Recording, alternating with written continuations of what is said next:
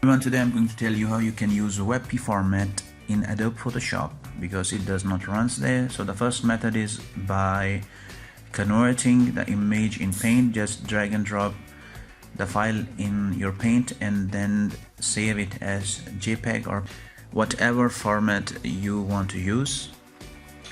So just save it and OK. Now just open your Adobe Photoshop. I have converted this file. You can see the properties that it's JPG now, and it will open in the Adobe Photoshop.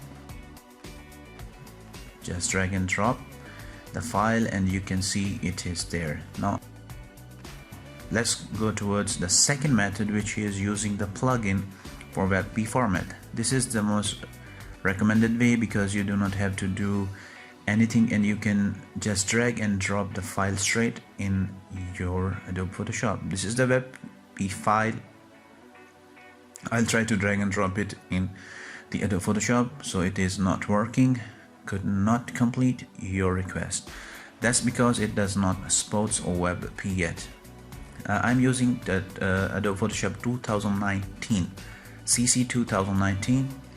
So here you have to do is go to Adobe Photoshop installation directory.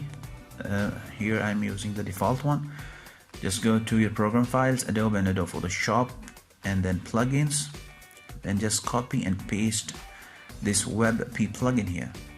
You can download the plugin from the link I have given in the description below. After that you will have to restart your Adobe Photoshop. You can restart your PC. I'm just going to start the Adobe Photoshop. It was already running there. I closed it, so I think it was not closed properly, so I'll just remove it from the task manager, right click and task. Okay, I'll restart it again and here it is. It will work now. I'm going to drag and drop the original file now, and it is a Webp file and it will run.